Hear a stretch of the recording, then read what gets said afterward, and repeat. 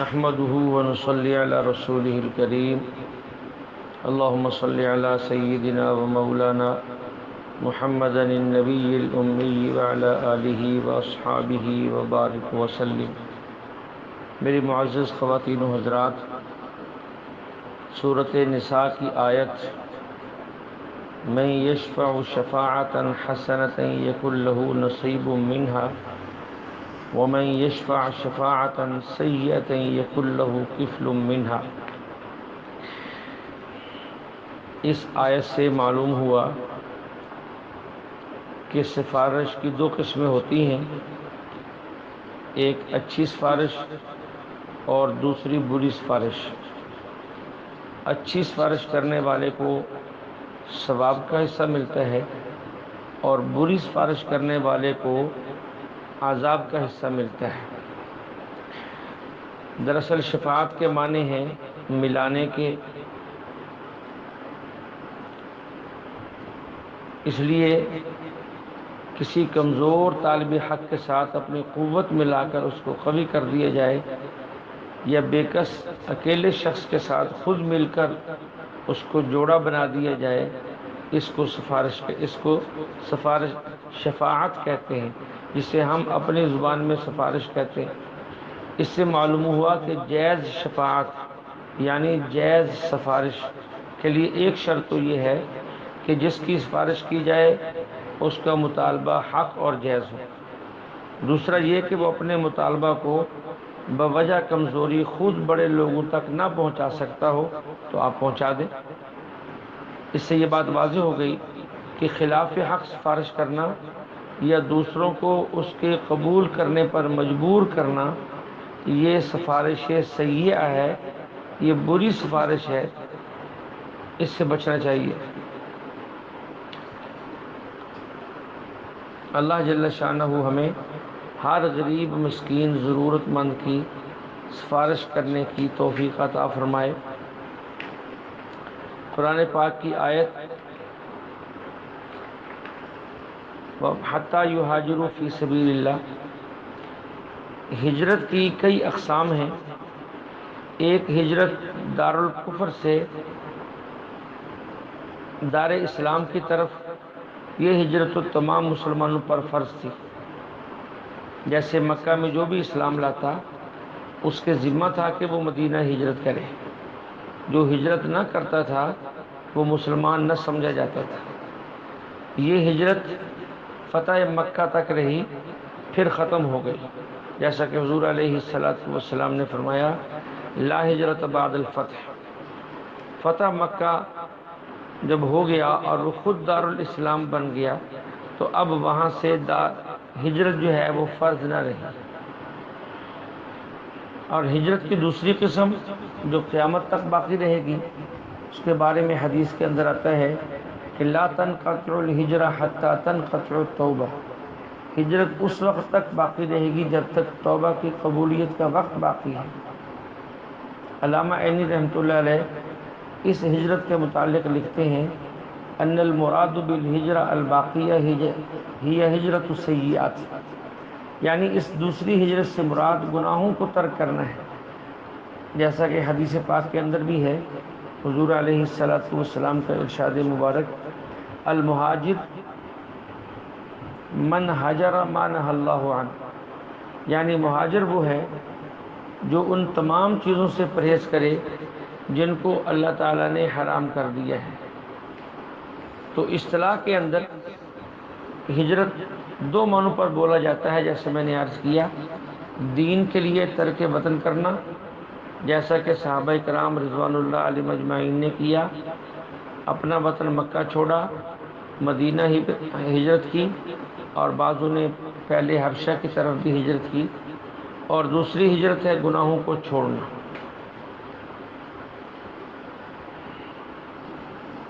مولا علی قاری رحمۃ اللہ علیہ فرماتے ہیں مرقات شرح مشکات کے اندر کہ کسی وطن کو دینی وجوہ کی بنا پر چھوڑ دینا بھی ہجرت میں داخل ہے۔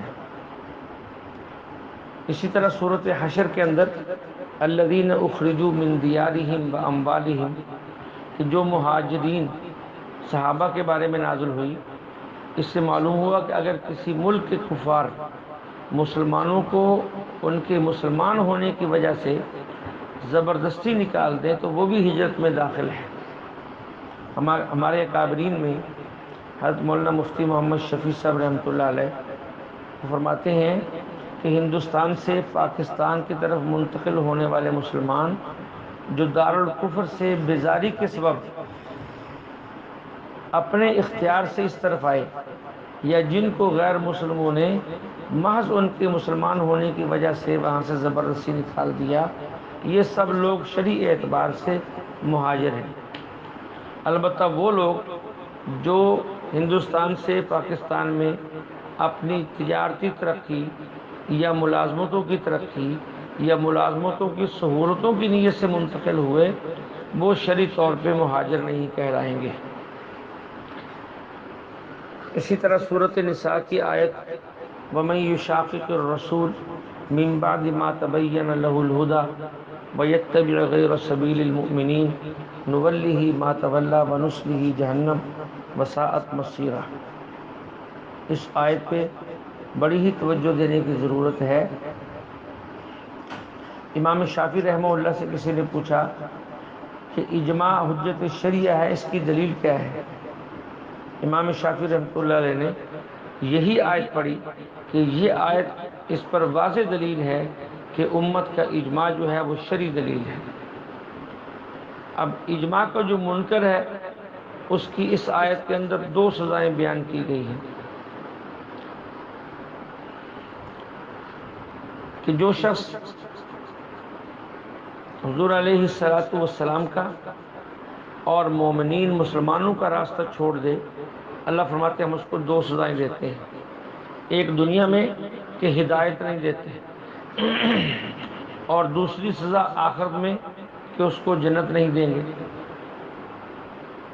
اجماع کا انکار کرنے والے کی دو سزائیں ہیں، نولیہ ما تولی، وہ جدھر کو پھرتا ہے اللہ کہتے ہیں ہم پھیر دیتے ہیں، تو اسے ہدایت نہیں ملتی، ونصلہ جہنم، اور اس کی آخرت کی سزا یہ ہے کہ وہ جہنم میں جائے گا، جنت میں نہیں جائے گا۔ جو شخص اجماع کا منکر ہو اس کے دلیل جو بھی وہ دلیل پیش کرے اس کے جواب دینے کی ضرورت نہیں ہے، کیونکہ یہ بات اللہ تعالیٰ نے ہمیں سمجھا دی۔ اللہ تعالیٰ نے جب حکم دیا فرشتوں کو کہ حضرت آدم علیہ السلام کو سجدہ کرو تو سب فرشتوں نے سجدہ کیا، فسجد الملائکۃ کلھم اجمعون الا ابلیس، سارے فرشتوں نے سجدہ کیا، ابلیس اکڑ گیا، اس نے سجدہ نہیں کیا۔ تو اللہ تعالیٰ نے ان سب سے پہلے اجماع کا منکر وہ شیطان تھا، تو اللہ نے اس جواب میں فرمایا استکبر، اجماع کا انکار اس نے تکبر کی وجہ سے کیا، وکان من الکافرین، اور یہ کافروں میں سے ہو گیا۔ پھر اللہ تعالیٰ نے اس سے بات پوچھی ما منعک ان تسجد لما خلقت بیدی، اے ابلیس تو نے میرے آدم کو سجدہ کیوں نہیں کیا؟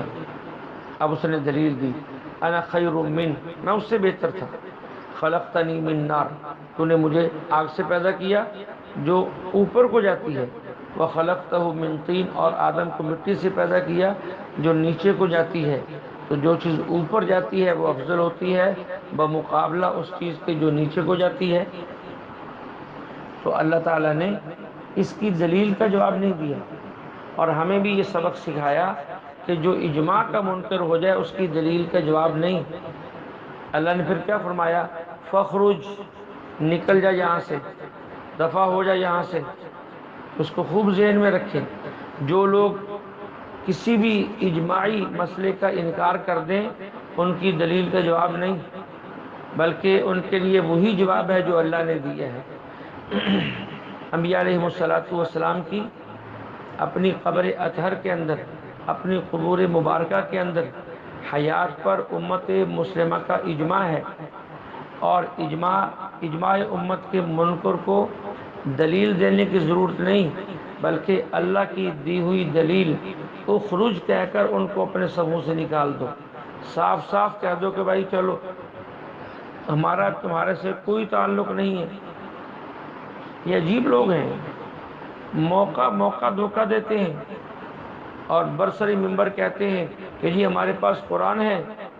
عجیب ہے بھئی، تمہارے پاس قرآن ہے، تمہیں قرآن سمجھ آ گیا، پہلی صدی کو فقہا کو قرآن سمجھ نہیں آیا، دوسری صدی، تیسری، چوتھی، پانچویں، چھٹی، ساتویں، آٹھویں، نویں، دسویں، گیارہویں، بارہویں، تیرہویں، ان کو قرآن سمجھ نہیں آیا، ان کے پاس قرآن نہیں تھا، کیا ان کا اجماع قرآن کے خلاف ہے؟ کیسی بھی عقلی کی بات ہے۔ تو اس لیے ان کو اخرج کہہ کر سموں سے نکال دو کہ تمہاری صفیں الگ، ہماری صفیں الگ۔ تو وہاں جو معاشر کے میدان میں تو اللہ نے کہنا ہی ہے نا کہ مجرم لوگ جو ہے وہ الگ ہو جائیں، تو یہی ان کو الگ کر دیے جائے، ان کے اندر گھسنے کی ہمیں ضرورت کیا ہے؟ ایسے انداز سے دھوکہ دیتے ہیں کہ عام بندہ ان کے دھوکے میں آ جاتا ہے۔ ہمارے رحیمی خان میں ایک مولوی صاحب درس دیتے ہیں مماتیوں کے، تو ان سے کسی نے یہی مسئلہ حیات النبی پوچھا اور یہ بھی کہا کہ حضرت تھانوی کا یہ عقیدہ ہے، حضرت نانوتوی کا یہی عقیدہ ہے، حضرت گنگوہی کا یہی عقیدہ ہے۔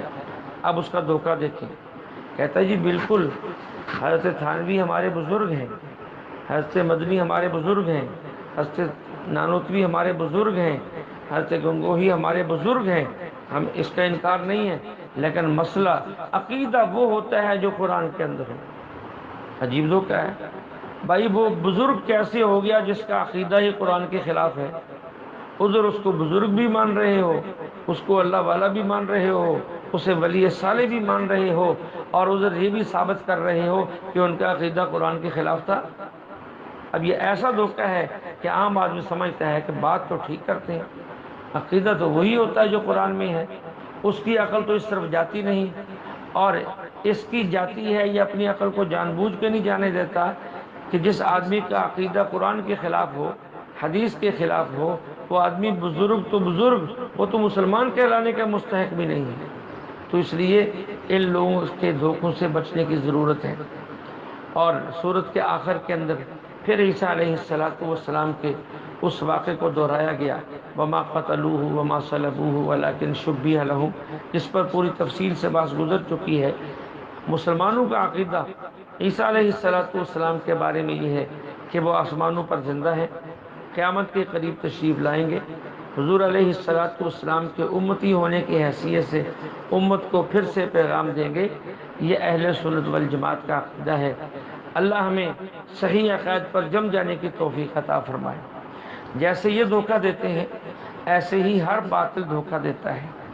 ایک عیسائی پادری جو ہے ایک مسلمان عالم سے پوچھنے لگا، انداز وہ یہ سوال عام لوگوں سے بھی کرتا تھا، عام لوگ دھوکے میں آ جاتے تھے، وہ ہر جگہ یہ سوال کرتا تھا کہ اچھا بتاؤ، ایک بندہ سویا ہوا ہے اور دوسرا بندہ اس کے پاس بیٹھا ہوا جاگ رہا ہے، اب اگر کسی کو راستہ معلوم کرنا ہو تو وہ کس سے کرے؟ عام بندہ یہی کہتا کہ جی جو جاگ رہا ہے اسی سے پوچھنا چاہیے۔ کہتے ہیں ہاں یہی تو ہم کہتے ہیں کہ تمہارے نبی تو سو چکے اور ہمارے نبی عیسیٰ علیہ السلام جاگ رہے ہیں، تو جب وہ جاگ رہے ہیں تو ان سے پوچھ کر ان کے دین پہ چلا جائے، نہ کہ جو سو چکا ہے اس کے دین پر چلا جائے۔ اب ہر جگہ جو ہے یہ شور شرابہ ہے۔ ایسے ہی چلتے چلاتے ایک مسلمان عالم سے اس کی ملاقات ہو گئی، اس نے بڑے مجمع میں ان سے بھی یہی سوال کر دیا کہ جی بتائیے، ایک سویا ہوا ہے، دوسرا اس کے پاس بیٹھا ہے، راستہ اگر کسی نے پوچھنا ہے تو کس سے پوچھے؟ مسلمان عالم نے جواب دیا اور بڑا پیارا جواب دیا، فرمایا کہ جو سو رہا ہے اس سے پوچھیں۔ اس نے کہا یہ کوئی عقل کی بات ہے؟ ایک بندہ جاگ رہا ہے تو جاگنے والے سے پوچھنا چاہیے، سونے والے سے کیسے پوچھیں؟ تو مسلمان عالم نے کہا وہ جو جاگ رہا ہے اور بیٹھا ہے اسے خود راستہ معلوم نہیں، وہ اسی لیے تو بیٹھا ہے کہ سونے والا اٹھے گا تو میں اس سے راستہ پوچھوں گا، اگر اسے راستہ معلوم ہوتا تو وہ وہاں بیٹھتا نا، وہ اپنا سفر جاری رکھتا۔ اب وہ لاجواب ہو گیا، اب اس سے کوئی بات نہ بن پڑی۔ ہمارے محترم مشائخ میں سے حضرت مولانا ڈاکٹر علامہ خالد محمود صاحب رحمۃ اللہ علیہ فرماتے تھے کہ ایسے ہی عقلی باتیں کرتے ہیں جس سے عام آدمی پریشان ہوتا ہے۔ کہتے ایک عیسائی جو ہے وہ کہنے لگا کہ یہ بتائیے کہ اوپر والا بہتر ہے یا نیچے والا؟ اب عام آدمی یہی کہتا ہے جو اوپر والا بہتر ہے. کیا دیکھو یہی تو ہم کہتے ہیں کہ ہمارے نبی اوپر ہیں آسمانوں پر، تو مسلمانوں کا بھی یہ عقیدہ ہے، اور تمہارا نبی زیر زمین ہے، یہ تمہارا بھی عقیدہ ہے. تو اوپر والی چیز افضل ہوتی ہے، نیچے والی افضل نہیں ہوتی. اب یہ شہرت ہے، لوگ اس کی بات کو عقلی طور پہ تسلیم بھی کر رہے ہیں، پریشان بھی ہیں. تو ایک مسلمان عالم سے اس کی ملاقات ہوگی، یہ سوال اس نے بڑے مجمع میں اس سے بھی دوہرا دیا کہ جی بچائیے اوپر والا بہتر ہے یہ نیچے والا؟ انہوں نے فرمایا کہ نیچے والا بہتر ہوتا ہے، اوپر والا بہتر نہیں ہوتا. اس نے کہا جی یہ کوئی عقل کی بات ہے؟ انہوں نے کہا ہاں بالکل عقل کی بات ہے. لگاؤ ترازو، ترازو میرے سامنے رکھو. ایک طرف جو ہے میں 10 تولے سونا رکھتا ہوں اور ایک طرف میں 100 تولے سونا رکھتا ہوں. اب 100 تولے والا پلڑا جو ہے وہ نیچے کو جائے گا اور 10 تولے والا پلڑا اوپر کو جائے گا. اب ہر انسان بتائے گا کہ نیچے والا پلڑا بہتر ہے، اوپر والا پلڑا بہتر نہیں ہے. پھر دوسری مثال دی. ڈاکٹر صاحب فرماتے تھے کہ ہمارے علاقے میں برطانیہ میں عام نہیں ہوتے، دور سے آتے ہیں، مہنگے ملتے ہیں اور لوگ پسند بھی کرتے ہیں. ہر بندہ خریدنے کی جو ہے اس کے اندر ہمت اور طاقت نہیں ہوتی. فرمایا کہ ایک بندے کے پاس 2 آم آئے، ایک چھوٹا تھا ایک بہت بڑا تھا. تو اس نے اپنے ایک عیسائی پادری جس سے اس کا تعلق تھا اسے کہا کہ یہ 2 آم میرے پاس ہدیہ ہیں، آپ کون سا لیں گے؟ اس نے بڑے کو ہاتھ ڈالا. انہوں نے کہا نہیں ایسا نہیں، ترازو لگائیں گے، جو ترازو لگائیں گے جو اوپر کو جائے گا وہ تیرا، جو نیچے کو جائے گا وہ میرا. اب ترازو پہ جب آم رکھا گیا، چھوٹا آم اوپر کو اٹھ گیا اور بڑے آم والا پلڑا نیچے کو جھک گیا. وہ کہتا جی میں نے یہ لینا ہے. وہ عالم اس سے کہتے ہیں کہ نہیں، تم یہ دعویٰ کرتے کہ اوپر والا بہتر ہے نیچے والے سے، اب جو پلڑا آم کو لے کر اوپر اٹھ گیا ہے وہ تیرا ہے، جو آم کو لے کر نیچے جھک گیا وہ میرا ہے. تو اس قسم کی یہ عقلی باتیں کر کے لوگوں کو پریشان کرتے ہیں.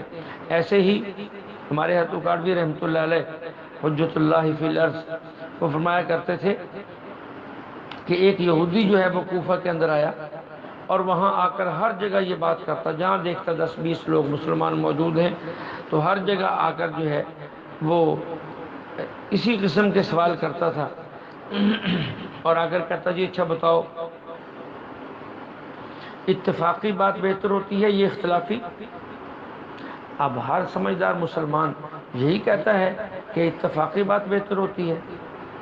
تو پھر اگر دیکھو حضرت موسیٰ علیہ السلام اتفاقی نبی ہیں، انہیں عیسائی بھی نبی مانتے ہیں، مسلمان بھی نبی مانتے ہیں، ہم بھی نبی مانتے ہیں، لہذا ان کو نبی ماننا چاہیے. اور جسے تم نبی مانتے ہو حضرت محمد علیہ السلام کو، یہ اختلافی نبی ہے. ہم یہودی بھی ان کو نبی نہیں مانتے، عیسائی بھی ان کو نبی نہیں مانتے، صرف تم ان کو نبی مانتے. تو یہ اختلافی بات ہے. اختلافی بات کو چھوڑ دینا چاہیے، اتفاقی بات کو لے لینا چاہیے. اب لوگ پریشان ہیں کہ اس کی ہاں کرتے ہیں تو ایمان جاتا ہے، نہ کرتے ہیں تو عقل کے خلاف ہے. لوگ پریشان ہیں. کسی نے کہا کہ یہاں شہر کے اندر جائیں اور وہاں سے امام ابو حنیفہ رحمۃ اللہ علیہ کو لے کر آئے، وہ اس سے بات کرے گا. کچھ لوگ وہاں گئے امام صاحب کی مسجد میں، معلوم کیا، پتہ چلا کہ امام صاحب تو حج کے لیے تشریف لے گئے. امام صاحب کے شاگرد قاضی ابو یوسف رحمۃ اللہ علیہ جو ابھی بچے ہی تھے، انہوں نے پوچھا بھائی کیا پریشانی ہے؟ انہوں نے کہا جی بڑی پریشانی ہے. جب بتاؤ تو صحیح. انہوں نے کہا کہ یہ پریشانی ہے. اس نے کہا میں چلتا ہوں مناظرے کے لیے. انہوں نے کہا تو بچہ ہے، وہ بہت بڑا پادری ہے، کہ ہمارے یہاں میں عجیب رواج ہے. یعنی ہم ہر باطل کے عالم کو، چاہے اسے الف بے بھی نہ آتی ہو، ہم اس کو بڑا کر کے پیش کرتے ہیں اور اپنے بڑے عالم کو بھی چھوٹا کر کے پیش کرتے ہیں. اگر تم چھوٹے ہو تم اس سے مقابلہ نہیں کر سکتے. اس نے کہا چھوڑو، مجھے لے کر تو چلو. لے کر آگے قاضی ابو یوسف کو جو بچے تھے. ہاں بھی کیا کہتا ہے؟ اس نے کہا جی اتفاقی بات ماننی چاہیے یہ اختلافی؟ میں کہ اتفاقی بات ماننی چاہیے. میں کہ دیکھو موسیٰ علیہ السلام اتفاقی نبی ہے. کون موسیٰ؟ اس نے کہا موسیٰ کو نہیں جانتے؟ اس نے کہا موسیٰ کو تو جانتا ہوں، موسیٰ تو یہاں ہزاروں ہیں، کوفہ میں 10 بندے ہیں جن کا نام موسیٰ ہے. پھر ہر شہر میں اسلام کے لوگ موجود ہیں، ہر زمانے میں موجود تھے. مجھے بتاؤ کس موسیٰ کی بات کرتے ہو؟ اب وہ یہودی کہے کہ دیکھو جی ان کو موسیٰ کا ہی نہیں پتا، تو اب بتاؤ کس موسیٰ کی بات کرتے ہو؟ جب 5-6 دفعہ دہرایا تو اس کو مجبوراً کہنا پڑا کہ وہ موسیٰ جو اللہ کے رسول تھے، اللہ کے نبی تھے، جن پر تورات اتری تھی۔ قاضی ابو یوسف رحمہ اللہ ہاں ہاں ہاں ہاں ہاں، اچھا وہ موسیٰ جن پر تورات اتری تھی، ہم نے ان موسیٰ کو اللہ کا نبی بھی مانا ہے، اللہ کا رسول بھی مانا ہے، اور ان کے اوپر نازل ہونے والی کتاب کو بھی مانا ہے۔ انہوں نے جس نبی آخر الزمان آنے کی بشارت دی تھی، ہم نے اس نبی کو بھی مان لیا، ان پر ایمان لائے، اور جن کی بشارت کے بارے میں تورات کے اندر اللہ کا حکم موجود تھا، اس تورات کے اس حکم کو بھی ہم نے مان لیا۔ ہم تو اس کے اوپر ایمان لے آئے ہیں، ہم نے تو موسیٰ کی بات مان لی، تم نے موسیٰ کی بات نہیں مانی۔ فبہت الذی کفر، پھر وہ جو ہے لاجواب ہو گیا۔ تو اس انداز سے یہ باطل لوگ جو ہے وہ باتیں کرتے ہیں کہ سادہ مسلمان ان کے عقلی ڈھکوسلوں میں پھنس کے رہ جاتا ہے۔ اللہ جل شانہ سے دعا ہے اللہ تعالی ہمیں جو ہے وہ قرآن مقدس کو پوری طرح سمجھ کر عمل کرنے کی توفیق عطا فرمائے۔ تو یہ سورت جو آج اختتام پذیر ہوئی ہے، سورت نساء، ہر سورت کے اندر کچھ آیات اور احکام اور مسائل ایسے ہوتے ہیں جو پہلے ہوتے تھے، پھر ان کا حکم منسوخ ہو گیا۔ اس سورت کے اندر ایک آیت وَإِذَا حَضَرَ الْقِسْمَةَ أُولُو الْقُرْبَى وَالْيَتَامَى وَالْمَسَاكِينُ فَارْزُقُوهُم مِّنْهُ، کہ جب میراث تقسیم کے وقت قرابت دار آ جائیں، یتیم آ جائیں، مسکین آ جائیں تو کچھ انہیں بھی دے دو۔ یہ حکم پہلے تھا، لیکن جب میراث کی آیت نازل ہو گئی تو پھر یہ حکم منسوخ ہو گیا۔ بعض علماء فرماتے ہیں کہ یہ حکم فرض کے درجے میں نہیں تھا بلکہ مستحب کے درجے میں تھا۔ اگر بات ایسی ہی ہے تو پھر یہ حکم اب بھی باقی ہے۔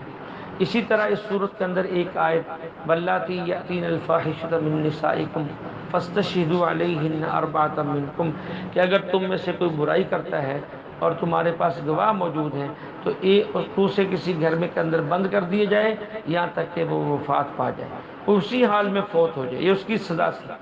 لیکن جب زانی اور زانیہ کی سزا متعین ہو گئی کہ اگر وہ شادی شدہ ہے تو سنسار کیا جائے گا، اور اگر وہ غیر شادی شدہ ہے تو اس کے کوڑے لگیں گے، تو اس حکم کا، اس آیت کے اندر جو حکم تھا وہ منسوخ ہو گیا۔ اسی طرح ایک تیسری آیت اس سورت کی فَمَسْتَمْتَعْتُمْ بِهِ مِنْهُنَّ فَآتُوهُنَّ أُجُورَهُنَّ فَرِيضَةً، کہ جن عورتوں سے تم نفع اٹھاؤ ان کو پیسے بھی دو۔ کہتے ہیں کہ یہ آیت متع کے بارے میں نازل ہوئی تھی، اور متع اسلام کے ابتدائی زمانے میں جائز تھا۔ پھر آپ علیہ الصلوۃ والسلام کے حکم سے یہ حکم جو ہے وہ منسوخ ہو گیا ہے۔ اب وہ حکم باقی نہیں رہا کہ متع کوئی شخص جو ہے کسی عورت سے متع کرے یا اس سے نکاح موقت کرے، دونوں کی گنجائش نہیں ہے۔